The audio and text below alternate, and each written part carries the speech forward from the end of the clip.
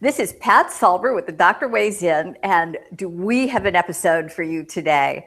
I have with me Stefan Marsh, who is a real live inventor.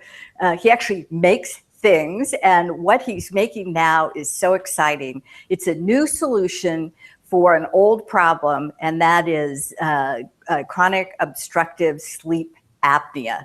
So welcome, Stefan. Thank you. I'm happy to be here. So you're in close to Boston, I understand, and we welcome you here in the Google Hangout on Air in California. And what I wanted to start out with is to ask you to just describe for us. So your product is called, and your company is called AirRing. And what is it? Why do we need it? Okay. Well, the little AirRing device, this little thing that you see here, its whole purpose is to administer a treatment for obstructive sleep apnea, which we did not invent the treatment. The treatment was invented by some very smart doctors and researchers to allow human beings who stop breathing at night to continue to breathe and get air into their body with oxygen so that they don't have a bunch of other complications from a deprivation or lowering of the oxygen in their blood. How did you do that? What is the technology? Okay, there's a breakthrough here. It's an invention, as you called me an inventor, right? At the heart of it, you probably can't see, but if you go to our website, fundairing.com, it will explain it in a video. Right in this little black area you hear, this area you see here, which is sort of like a grill, there are many, many, many little micro blowers. And these little micro blowers I designed for actually another reason. I designed them to blow air through an energy technology through tiny little channels. And once I designed the little micro blowers and I did the calculations on the airflow that they could accomplish at what pressures, it was amazing to me. It was my aha moment, is that I realized that they could blow enough air at the right pressure to actually simulate the big equipment that is hard to tolerate. And I could do it in such a small area. And if I made it into something that was comfortable and could fit in your nose to create a seal that was battery operated, so there's no wires, no hoses, it's just a comfortable little thing that people might actually use it. And so it's the micro blowers which are the key to this. So that's the invention, and that's fantastic. But what some people may be asking is, look, this mask I put in, the CPAP, it goes over my mouth and my nose, and you're just proposing to stick this thing in my nose.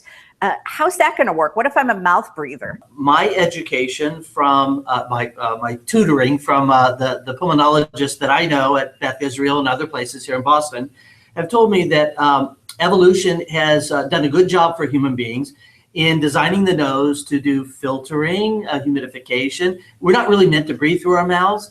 And oftentimes you'll find that if you can actually breathe through your nose, that the default condition is that you close your mouth. That is the default condition.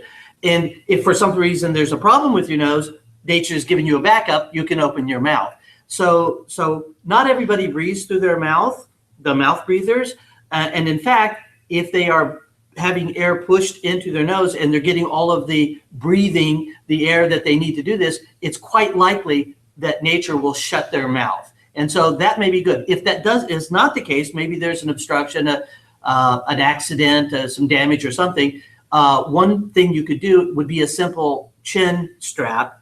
But again, no hoses or anything, but it might actually be able to help you keep your mouth shut while you're breathing through your nose. Okay, so give us a high-level overview of how you go from where you are right now till when I can either buy it at my local pharmacy or get it prescribed by my doc and have it covered by my insurance. Okay. Well, in the proof of concept prototype, we are talking, when I refer to that generally, I'm talking about the micro pumps, the micro blowers that I just mentioned to you. In terms of the physical device and the nose buds that actually form the seal and keep it in your nose, we already have this. While this is a model, we've already tested that. And so part of the physical design is done. There's a custom battery in there. That's sort of really well-known technology. So it's really the microblowers that are the sort of question mark, if you will. And so first we have to prototype those, and it has to be approved by FDA. So we have to make units that can be tested by humans.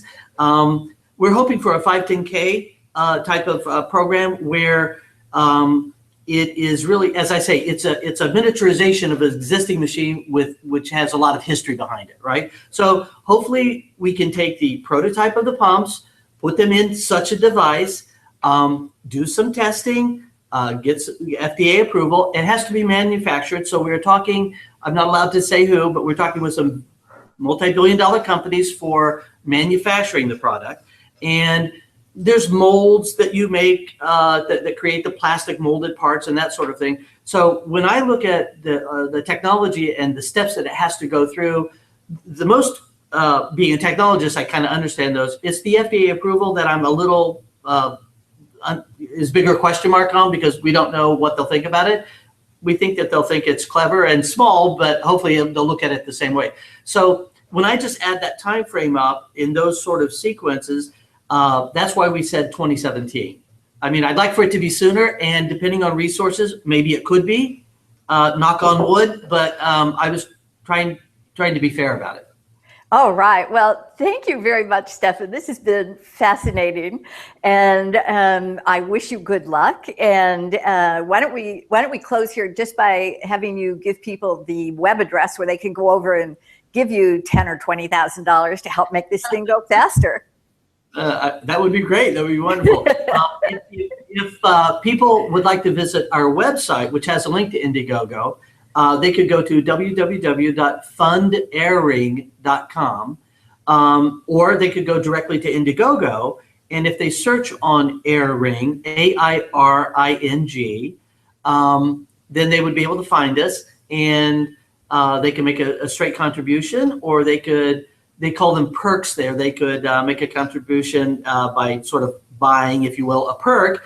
And that has a voucher for some number of devices in the future when they are available. Fantastic. Well, thank you very much. And